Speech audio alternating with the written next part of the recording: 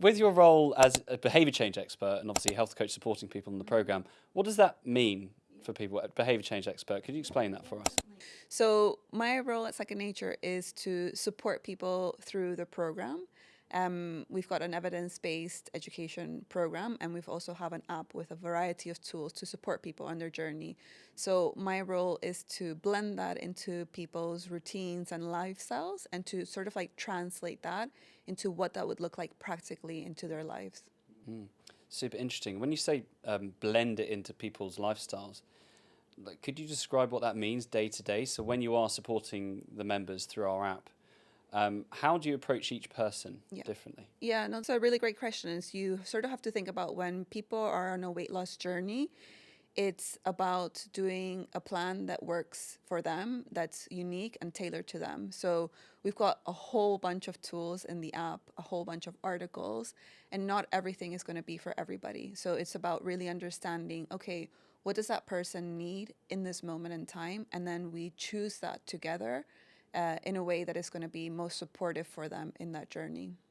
That was just super interesting. You said choose it together. So it's not, you're not dictating anything. You're facilitating the change for them, right? You're there supporting them, helping them, but ultimately they make the decision. Exactly. So it's kind of like presenting a menu of options for the person to choose. And I think sometimes when people come to Second Nature, coming from other programs, they expect the health coach or the nutritionist to tell them what to do because that's what they've been told in the past. But we know that that doesn't work. And I think by allowing people to choose, people are then more more empowered to make those changes so they can keep going in the long term, and they're not always relying on someone externally to tell them what to do, but it's more about like, this is important to me, I have the confidence to do it. And what is it about Second Nature's approach that makes it unique?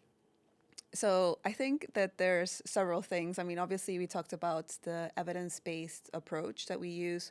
We've got lots of content to help people. We've got the tools so that people can dip in and out when it suits them.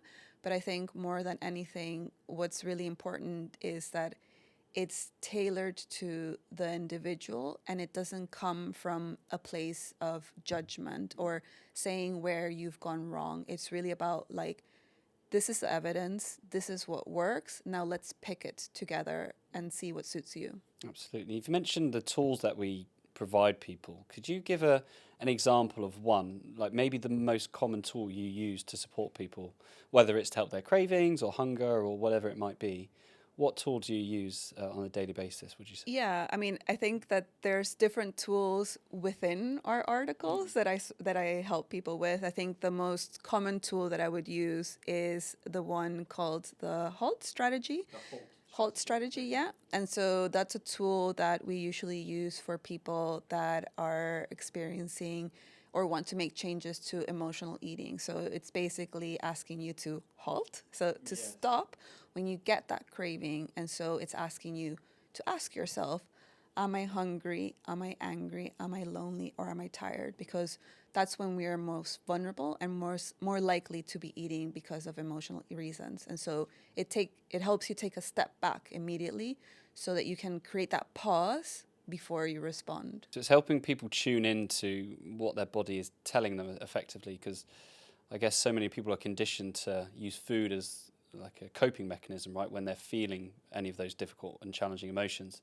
So it almost provides a sense check on how they're responding.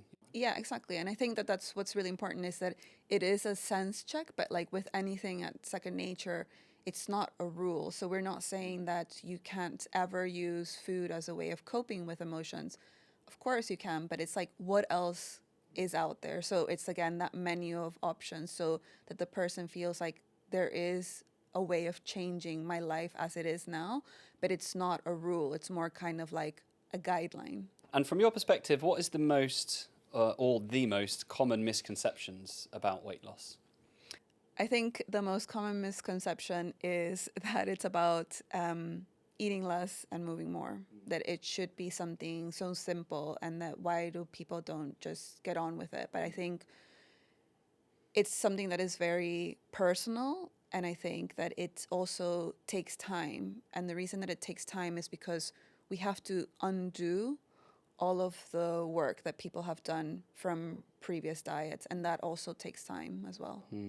And what are the main issues with diets? Why are they destined to fail?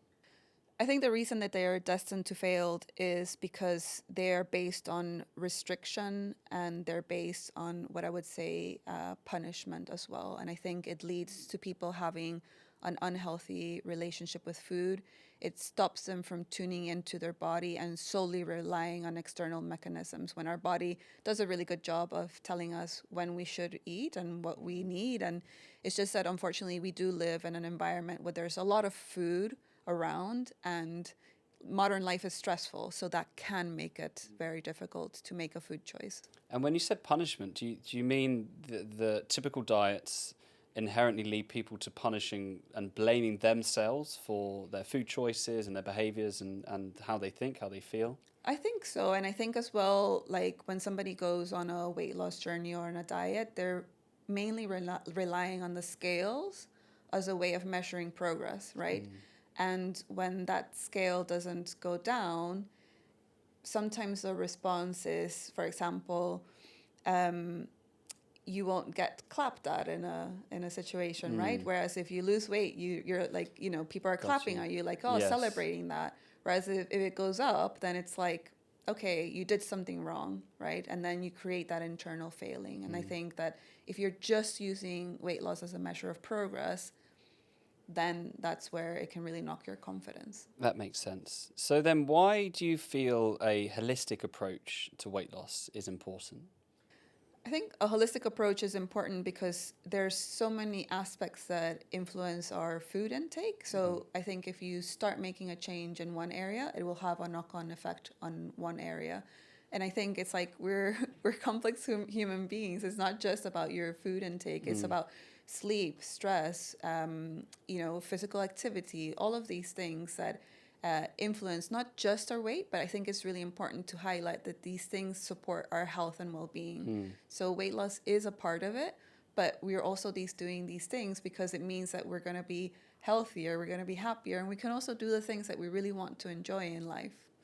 Absolutely. So it's about focusing on really about finding purpose, fulfillment, and happiness in life versus weight loss as an outcome. Exactly. Right? And then the weight loss will come from that. Yeah, exactly. Like a knock-on effect, right? So you're making all of these choices, and as a result, the weight loss will come. It doesn't mean that you have to lose sight of the weight loss. It's just that maybe let's park it over here and focus on all of those other aspects. What does sustainable weight loss look like to you? So sustainable weight loss to me looks like someone that is making small changes gradually over time at a pace that suits them.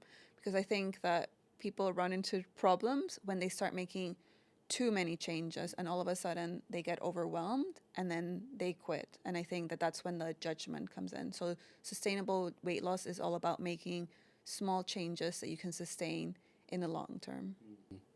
And in terms, what is the long term for most people joining our program, do you think? So from your perspective, how long do people need? Because it sounds like a lot of the work you have to do is essentially undoing the mindset they have that they've developed over a lifetime of yo-yo dieting and diet conditioning, essentially.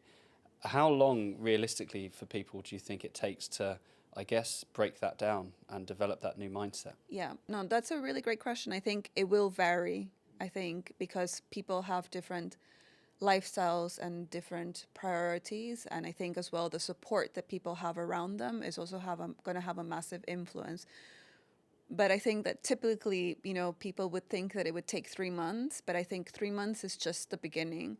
I think it takes at least 1 year, for one full calendar year, for you to really understand your habits, to really undo what we said, but also understand your habits across the year. And like, where is it that you can make the changes? Like, when the seasons change, how do I eat? When the children are in half term, how do I eat? What do I do? So I think a year, but it's going to vary. But so don't hold me on like the 1 year, but at least 1 year for sure. That makes sense, because I remember James Clear saying after he released his book Atomic Habits, he said that the one thing he wished he focused more on was the impact in changing environment, because you Yeah. can develop this perfect routine, and then maybe you have to do a house renovation, you stay with Yeah, family, and you're not in control of the kitchen anymore all of a sudden. It's like, Yeah. well, what do you do? So you have to go through those life circumstances, I Yeah. imagine, to develop, I guess, the elasticity in your brain Exactly. to Yeah. be flexible Yeah, in and I mean, different I always talk environments. about with people is that life is going to throw you curveballs, right? So how do you deal with those curveballs while you're making changes? And so you have to set up your foundational habits while life is giving you those curveballs. We've talked a lot about like the ethos and the approach you take, and the issues with diets. But in terms of like the first month, practically, what can people expect when they join Second Nature? What people can expect the first month is that they'll get an onboarding call with their health coach. So this is a really great opportunity to get to know your health coach, so you can build that relationship and that trust to undo all of these habits that we talked about. And then once you've had that onboarding call, you get access to the app, and your coach will have supported you in understanding which tools it is that you need to use. And then it's getting to know the group. So we've got access to the group chat and connecting with your coach throughout the first month. But it's really about exploring, settling in, and thinking about, okay, how is this going to fit into my lifestyle, and what changes is it that I have to make? It's very supportive, and it's maybe feels a little bit slow, but it's really about getting to know what's the lay of the land, Yes, basically. yeah, makes sense. Like find the baseline Yeah. first, right? Know what your because I think everyone, I guess, in typical diets goes into weight loss thinking it's all the same problem. Yeah. It's just lose weight. Yeah. Eat this amount of calories, eat this amount of protein, whatever it is. But you're saying actually everyone's baseline will be different, and you have to identify those first. Yeah. That makes sense. And last few questions, but what is something you wish more people understood about health and weight loss? I think the thing that I wish that people understood is that it takes time, and that it's okay if it takes time, but I think it's important to have the support. I think people put too much pressure on themselves that they have to go at it alone. But I think when you have that support alongside you, things can go a lot better for them. Yeah, that makes sense. That makes sense. And final question. What is your favourite thing about working for Second Nature, do you think? I mean, obviously, like, I love my colleagues. Yes, I have a good time. I think that I just really like supporting people to make changes. I think that when people come from all of like doing all of these diets that just don't work, where they feel broken, and they finally come to Second Nature and they're like, you get me and you're helping me, and I felt listened, I think that just makes it worthwhile to come to work. Amazing, amazing. Thank you, Yancy.